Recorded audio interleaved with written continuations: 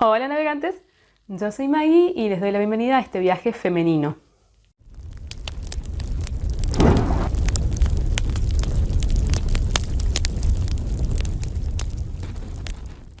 ¿Cómo están? Espero que bien. Bueno, acá empezando con la segunda parte de octubre, que es el que está dedicado a las mujeres, es el especial mujeres, porque, como decía, en octubre divido las lecturas entre las lecturas que tienen que ver con terror o con el mes de Halloween y las lecturas que están dedicadas específicamente a leer autoras mujeres. Y bueno, yo realmente no suelo darle mucha importancia cuando yo leo libros, elijo porque me interesa la sinopsis o me interesa el autor y no suelo fijarme especialmente si son mujeres u hombres o de qué lugar geográfico son. Soy como bastante libre en ese sentido, pero realmente si saco cuentas de los libros que he ido leyendo a lo largo del año, hay una mayor cantidad de hombres que de mujeres. Así que bueno, me gusta hacer esta iniciativa para dedicarme a elegir, porque tengo también un montón de libros ahí que están en pendientes, que están escritos por mujeres, entonces me dedico a elegir los que están específicamente escritos por ellas. Y a propósito, también me doy cuenta de cómo es que le damos más cabida a cierto tipo de autores, a ciertas épocas y también a ciertos lugares geográficos.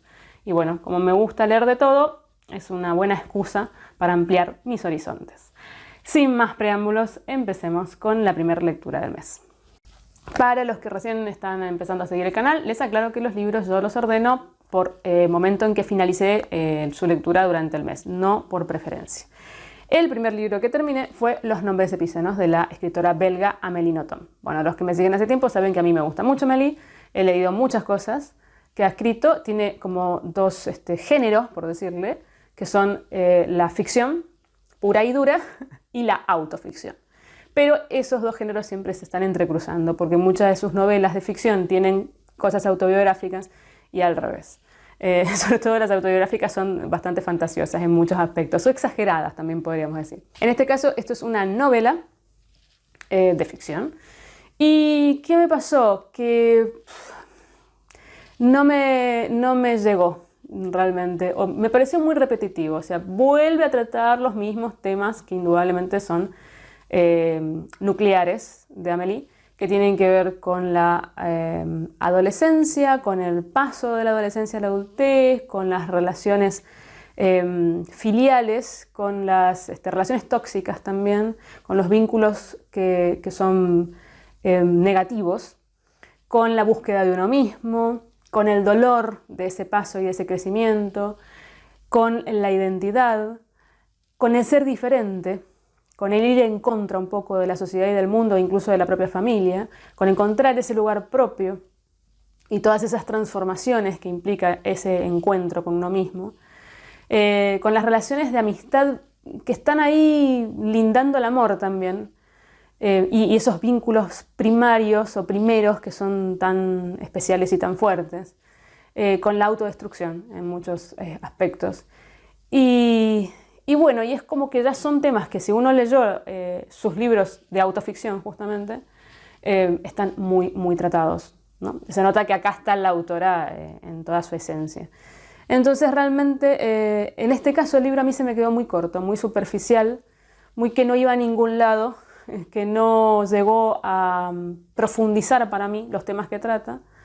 Y que quedó como un poco en la anécdota, no terminó de convencerme. Trata la historia de una chica que está creciendo, justamente está en la etapa de la adolescencia, que forma amistad con una compañera de curso, que es muy fuerte, que casi roza el idilio, y bueno, tiene que mudarse a otra ciudad, porque su padre tiene la postura de que hay que demostrar que uno es rico y que hay que irse a vivir a lugares que demuestren esa economía materialista. Y bueno, ella está totalmente en contra, un padre además muy negativo, con muchas falencias, con el cual ella tiene una relación espantosa, porque además es una persona que no tiene nada de bueno, y ese crecimiento que casi es un castigo, y bueno, lo que significa estar en un seno familiar de ese tipo, con una madre que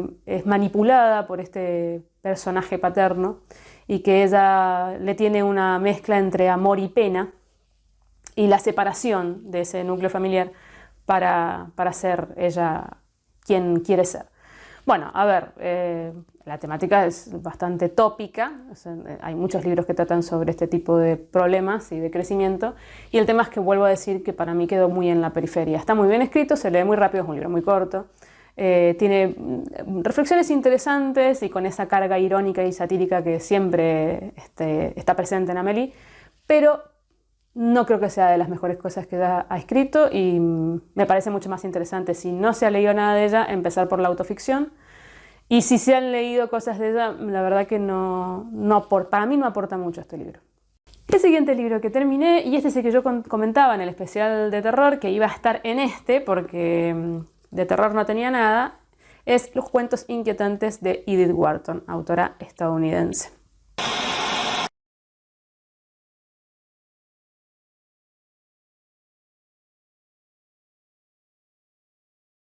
Bueno, esto para mí es no sé, es una trampa editorial, ya no sé ni cómo decirlo, porque realmente el título no tiene para mí nada que ver con lo que te vas a encontrar después en el libro. Lo que tiene inquietante de los cuentos es en la introducción. Hay una introducción donde se justifica por qué les han puesto cuentos inquietantes y por qué lo promocionan de esa forma. Porque, fíjense, voy a leer cosas que no me gusta generalmente hacer, pero esto realmente es increíble. Leyendo estos relatos, los amantes del escalofrío exquisito se adentrarán en atmósferas subrepticiamente inquietantes que inciden en la falacia de la apariencia, haciendo realidad la premonición de Borges. Cualquier instante puede ser el cráter del infierno. ¿What? O sea, ¿en serio? No.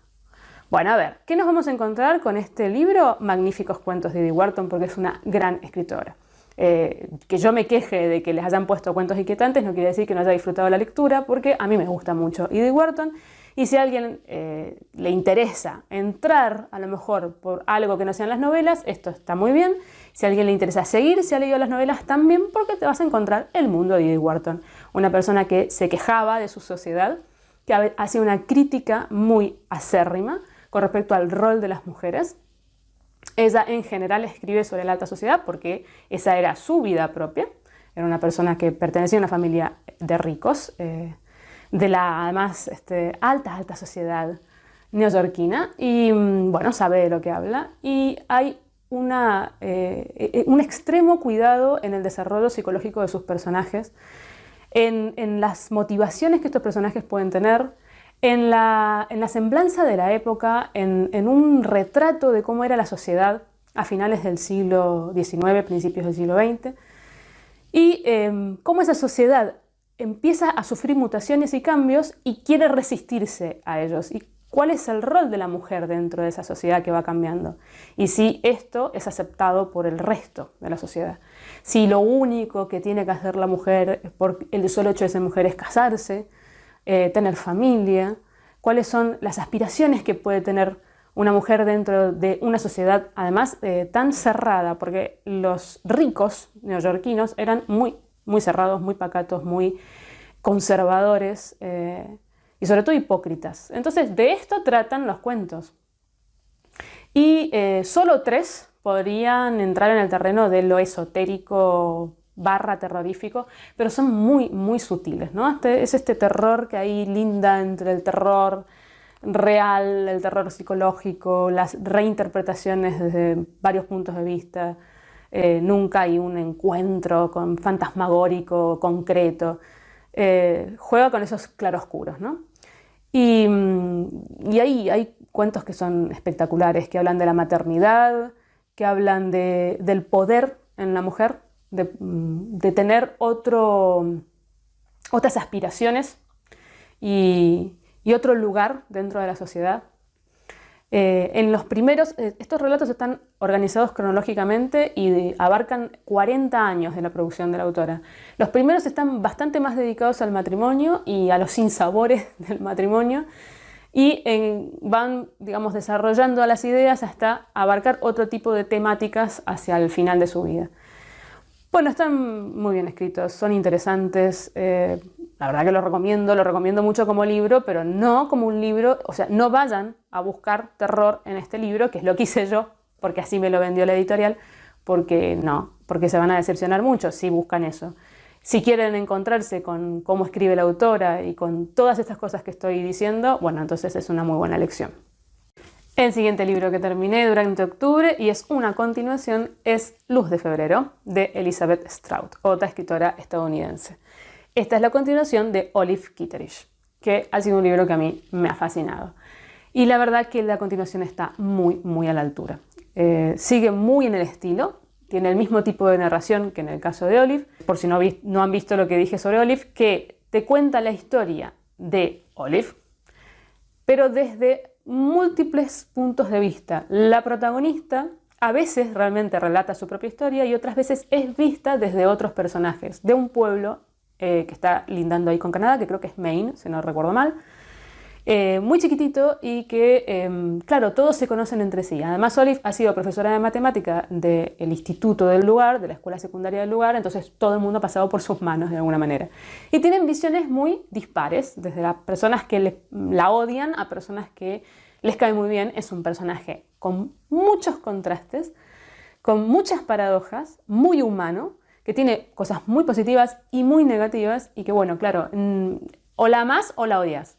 Entonces es muy interesante porque uno va viendo la historia de su vida, no solo desde su propia perspectiva, sino desde la de los demás. Y entonces uno construye algo un poco más objetivo.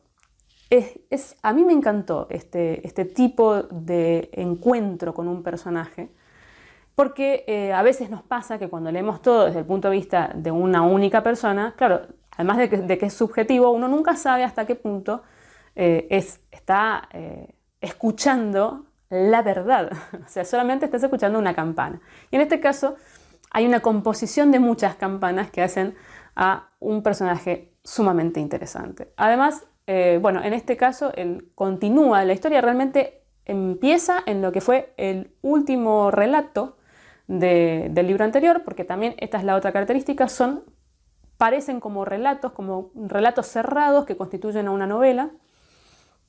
Y seguimos, digamos, la historia de Olive en su última etapa de la vida. Este es un libro para mí más íntimo que el anterior, es triste, yo creo que tiene más carga de tristeza que el anterior también, es muy profundo, sigue tratando temas que en general son ocultados, se trata de no hablar de ellos, como es la vejez, que es una cosa que todos como sociedad tratamos de evitar, o tratamos de mirar a un costado. Acá realmente se habla del proceso de vejez, de las transformaciones que esto lleva, de la soledad que también lleva a envejecer, la pérdida, la muerte, las enfermedades mentales, las relaciones de pareja y también familiares que no siempre tienen que ser positivas, el desarrollo de la personalidad en cuanto al sufrimiento, o sea, cómo nos vamos adaptando, cómo nuestra personalidad va cambiando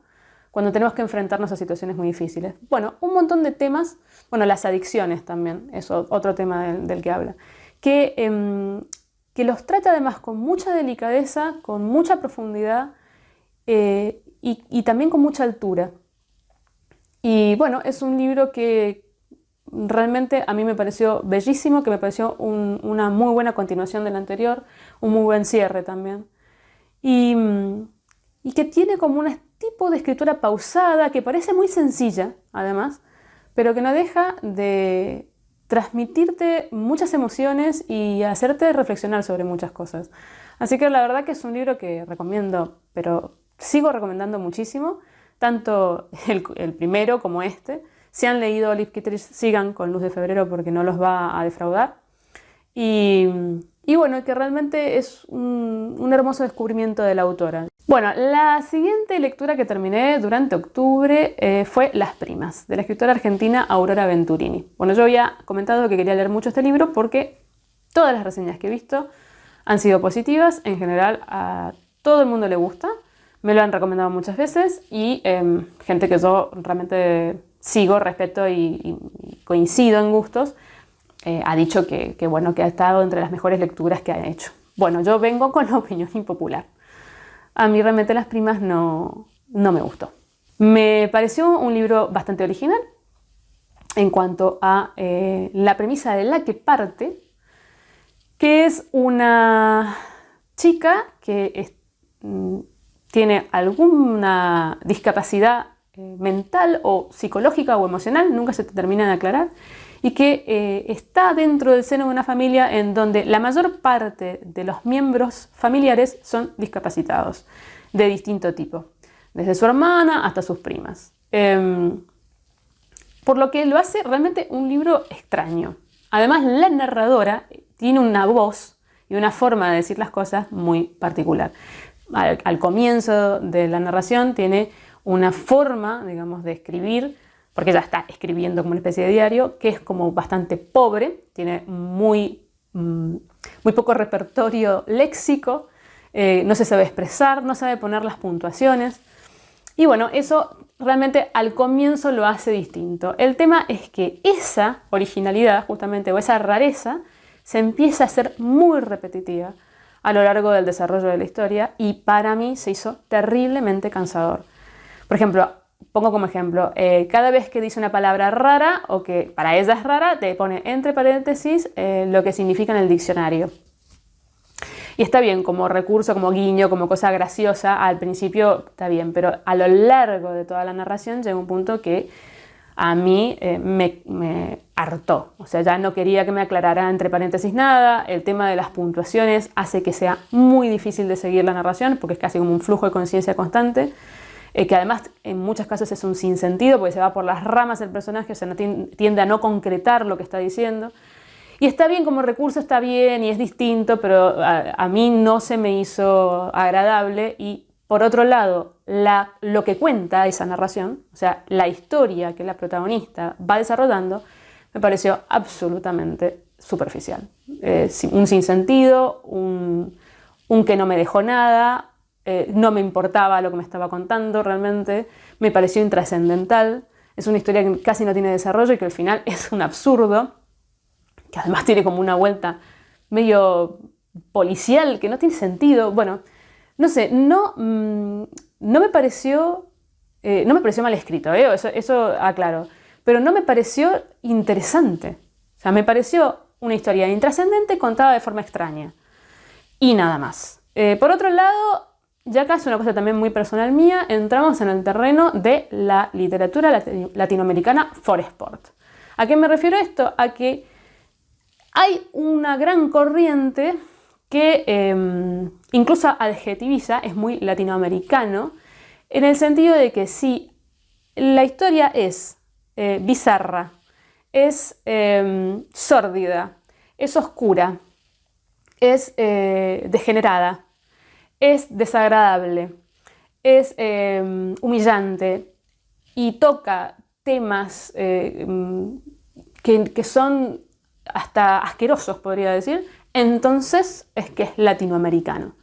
Bueno, pues los latinoamericanos no solamente vivimos ese tipo de situaciones. Sí, hay situaciones que son terribles en Latinoamérica, hay muchas injusticias sociales, hay mucha pobreza, mucha delincuencia, hay mucha corrupción, hay mucho de todas cosas negativas, pero también hay muchas cosas positivas.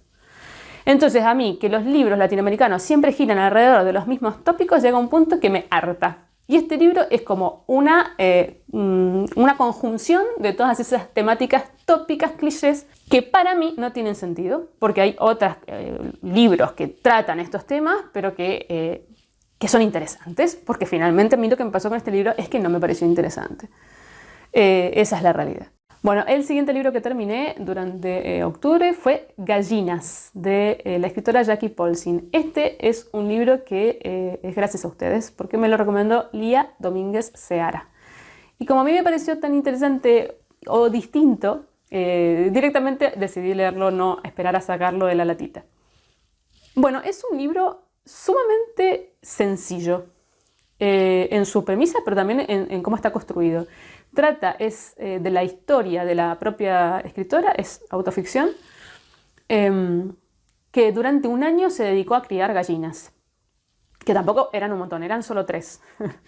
Y bueno, todas las vicisitudes de esta persona a lo largo de un año, con todas las cosas que va aprendiendo, el día a día y las situaciones que puede llegar a vivir esta persona que son muy tranquilos, ¿eh? O sea, esto es lo que tiene el libro. Es un libro realmente muy pausado, muy simple en su manera de contarnos la historia y que parecería como si fuera una fotografía o un video, digamos, de la historia de una persona súper recontra cotidiana durante un año y no más. Y eso es lo que a mí, por un lado, me gustó, porque me pareció muy interesante, es como tener una camarita y ver el día a día de una persona, la vida de una persona. Y por otro lado, se me quedó un poquito corto. Yo esperaba que el libro tomara, digamos, de esa situación para reflexionar sobre la sociedad, sobre el mundo, sobre la vida, sobre la misma vida de la protagonista, o hacer analogías entre lo que pasa con las gallinas y otras cosas. Pero no, a ver, alguna cosa reflexiona, digamos, pero son como pinceladas. Realmente es la descripción de cada uno de los días de esta persona. Y las situaciones a las que se tiene que enfrentar, o de repente encontrarse con una gallina que está enferma, o que le da de comer, o cómo hacer para ponerlas cuando el clima es muy frío, cómo hacer para protegerlas, la vida en la comunidad, que es una comunidad muy chiquita, sus vecinos, la vida con su pareja, pero tampoco, con su madre también, tampoco ahonda demasiado en eso, ¿no? Más que nada es contarte qué es lo que sucede cada día que se despierta. Y como eso también la va sacando de una situación que tuvo que vivir que fue muy terrible para ella. Es una experiencia distinta, realmente. Yo lo recomendaría por lo extraño, por lo diferente, pero yo diría que vayan sin las expectativas que tenía yo. O sea, yo tenía las expectativas de que fuera un disparador para otras cosas. Y en realidad eso es todo. O sea, el libro se trata de eso y no más. Bueno, el penúltimo libro que leí en octubre, dedicado a mujeres, fue el primer libro de la biografía de Victoria Ocampo. Hablé de esta mujer, de esta promotora de la cultura argentina y escritora, cuando hablé de las cartas entre ella y Virginia Woolf. Y que yo, o sea, la conozco perfectamente la personalidad de Victoria Ocampo porque fue muy importante para el mundo de la música, así que se estudia bastante cuando uno estudia música argentina, porque realmente promovió muchísimo las artes en general, pero sobre todo la música académica, y trajo músicos de todos los lugares del mundo, muy importantes. Bueno, fue una figura realmente central y crucial para la cultura de principios del siglo XX en Argentina. Y ella no escribió nada de ficción, pero sí escribió sus memorias. Tiene estos libros que se llaman autobiografía, que en el caso mío son de la Biblioteca de mis abuelos, ediciones muy antiguas de la misma revista Sur, que es la revista que ella fundó, que están divididos en 3 tomos, y después tiene otro que se llama, creo que Testimonios, que también creo que están divididos como en 4 tomos. Yo empecé por sobre todo porque me parecía interesante conocer su historia personal y cómo es que llegó a fundar justamente esta revista Sur y, bueno, se convirtió en quien era. El tema es que este primer tomo es la infancia de Victoria y también toda su herencia familiar, o sea, quiénes son sus familiares, desde qué época aparecen los primeros Ocampo por un lado y, bueno, la parte también materna por otro, y se me hizo súper denso porque se habla de la época incluso de la conquista española, o sea, de los primeros conquistadores españoles, que obviamente fueron los primeros fundadores de distintos lugares de Argentina, y después de los que tuvieron que ver con la independencia, y son grandes familias, pertenece ella a una de las familias más importantes de Argentina, esas pequeñas familias argentinas que se dividieron el país, millonarios, que serían como la burguesía o incluso más, la nobleza de Argentina, y están todos relacionados entre sí y todos tienen nombres parecidos o los mismos nombres porque la costumbre era poner el mismo nombre a las descendencias. Llega un punto en que no sabes ni de quién te está hablando ni cómo están cruzadas los lazos, tanto sanguíneos como políticos, y tampoco te interesa, por lo menos en mi caso. Y bueno, qué sé yo, no sé, particularmente a mí no me interesó esta parte. Y después la otra tampoco mucho, porque la infancia de Victoria no tiene mucho para contar, ¿no? O sea, es cómo vivía con su familia en la casa grande que tenían y cómo las institutrices de distinto tipo la criaban, y está todo el tiempo hablando en 2 idiomas. En general habla en francés, la mayor parte de las veces habla en francés, pero también en inglés, y es muy insoportable. Llega un punto en que, bueno, las partes en francés yo las paso, porque yo no entiendo nada en francés, realmente. no sé nada de francés. Y no, lo que es increíble es que ella, que está escribiendo su propia biografía para la revista Sur en español, no se autotraduce. ¿Pero qué le pasaba a esta mujer por la cabeza? O sea, ¿por qué escribía en la serie? Yo me pregunto muchas veces a qué público estaba dedicado este tipo de libros. Porque sí, o sea, a un público muy pequeño, a la otra gente políglota que era también de la ranza prosapia argentina y que eran recultos, el tema que hablamos de Cortázar, de Borges, que realmente es muy recalcitrante, porque la sensación es que ellos te quieren mostrar todo lo que saben, todo lo que son, lo importante que fue su educación, tan, no sé, más europeos que argentinos, un poco también con ese reniego de ser argentinos. Bueno, no sé, la verdad que se me hizo pesado y se me hizo pedante y snob.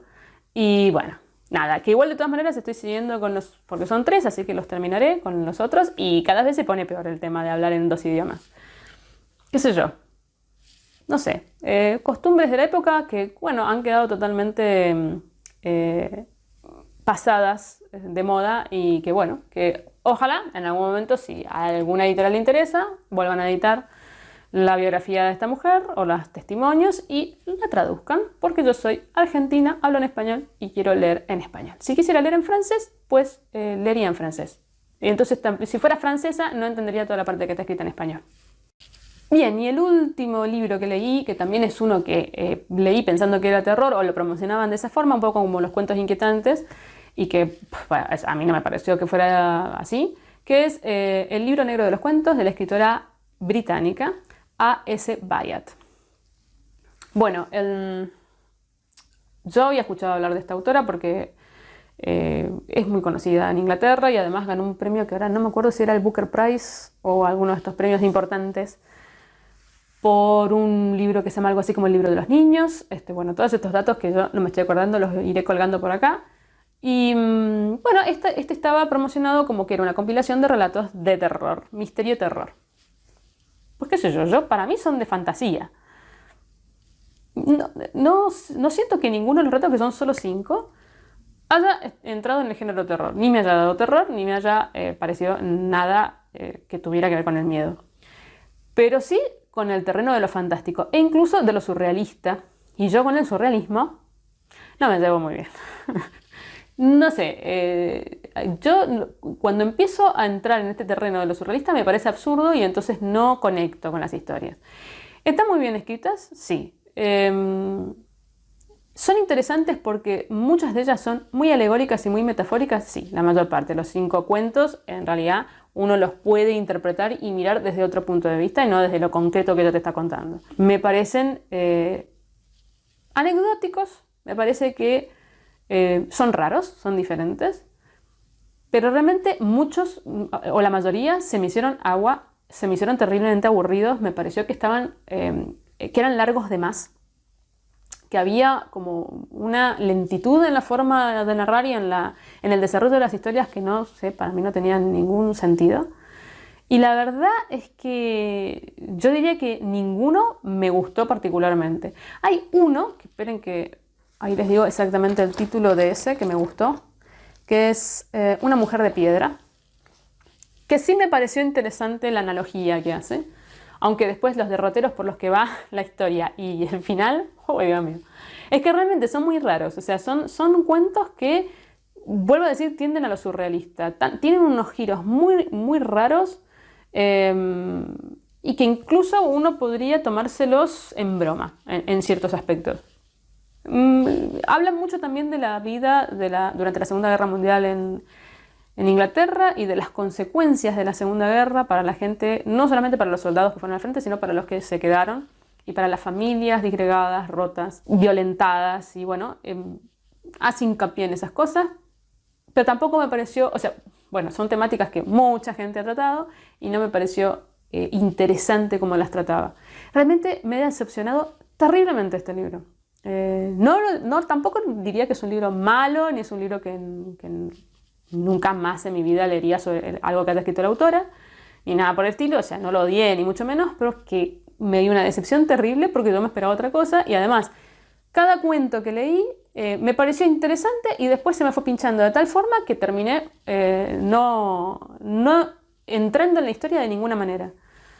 No me llegaron ninguna de las historias, ninguna me conmovió, ninguna me pareció, no sé, agradable, ni nada, o sea, ni tampoco desagradable. Fue como esa sensación de mediocridad que para mí es terrible, porque yo prefiero toda la vida que un libro no me guste nada o que un libro me guste muchísimo, pero esa cosa de estar ahí en el medio, de que sí, está bien, ni fu ni fa, me da lo mismo, o sea, me lo voy a olvidar a los 2 meses de haberlo leído. Esa sensación es horrible. Bueno, y esta es la sensación que tuve con este libro. Bueno, y llegamos a la lectura de los fragmentos, que en este caso va a ser un fragmentito de uno de los cuentos de Edith Wharton, porque no es ni siquiera el primero, como para que vean el estilo de escritura si no la conocen, y un fragmento de Luz de Febrero. Bueno, este es el fragmento de uno de los cuentos que se llama Un viaje, que es el segundo cuento de la recopilación. Acostada en su litera, con la mirada prendida en las sombras que se cernían sobre su cabeza, el apremiante ritmo de las ruedas persistía en su cerebro, sumiéndola en círculos cada vez más profundos de desvelada lucidez. El coche cama había sucumbido al silencio nocturno. A través de los húmedos cristales de las ventanas, contemplaba las luces fugaces, los largos jirones de presurosa oscuridad. De vez en cuando giraba la cabeza y miraba entre las rendijas de las cortinas de su marido, al otro lado del pasillo. Se preguntó inquieta si necesitaría algo, si podría oírle si él la llamaba. Su voz se había debilitado mucho a lo largo de los últimos meses y le irritaba que ella no le oyese.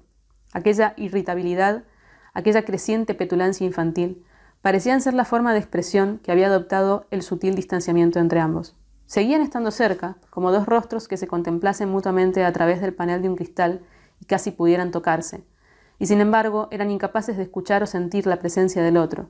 Se había roto la conductividad entre ambos. Bien, hasta ahí llego. Esa es la forma de escribir maravillosa que tiene Edith Wharton. Y bueno, leo un fragmento del comienzo de Luz de Febrero y acá hago la aclaración. Los que no hayan leído Olive Kitteridge, por favor, saltéense este fragmento para no arruinarles, porque realmente es que empieza de lo último que trató en el libro anterior. Y bueno, los que sí la hayan leído, bueno, síganme. A primera hora de la tarde de un sábado de junio, Jack Kenninson se puso las gafas de sol, se montó en su deportivo descapotable, se abrochó el cinturón de seguridad pasándoselo por encima de la prominente barriga y se fue hasta Portland, a casi 1 hora de viaje, a comprar una botella grande de whisky. Cualquier cosa con tal de no encontrarse con Olive Kitteridge en el colmado de Crosby, Maine, ni con aquella otra mujer que le había hablado del tiempo mientras él esperaba en la cola del colmado con el whisky en la mano. Del tiempo. Aquella otra mujer, no recordaba su nombre, también era viuda. Mientras conducía se apoderó de él algo muy parecido a la calma, y una vez en Portland aparcó y fue a dar un paseo junto al mar. El verano ya había hecho acto de presencia y aunque todavía hacía frío para mediados de junio, el cielo estaba azul y las gaviotas sobrevolaban el muelle. Había gente en las aceras, muchos jóvenes con niños pequeños o empujando cochecitos de bebé, y todos parecían conversar. Aquello no dejaba de asombrarlo. Cómo daban por sentado el hecho de estar los unos con los otros, de hablar.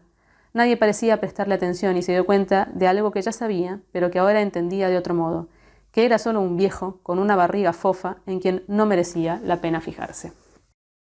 Bien, hasta aquí llegamos, pero no me olvido del sorteo, que será la lectura que voy a leer durante el mes de diciembre. Vamos a ver qué tal, cómo me va esta vez. Prometo que si se me cae un papelito a la espalda lo voy a agarrar, no como la vez pasada. A ver. Este es el papelito que salió. ¿Qué me toca? Bueno, es un libro antiguo porque no le he puesto el nombre del autor, pero creo que sé quién es el autor. Creo recordar quién es el autor. Y en el nombre del título hace referencia a un animal.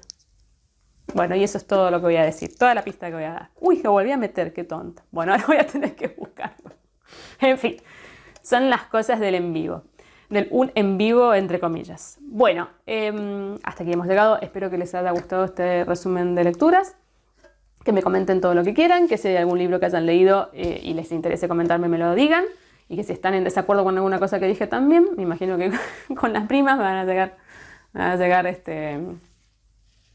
muchas reacciones airadas con respecto a las primas. Pero bueno, como siempre digo, esto es subjetivo, así que no se guíen por lo que yo digo, que lo que a mí me parece puede no parecerles a ustedes y está todo bien. Nos estamos viendo en el próximo viaje.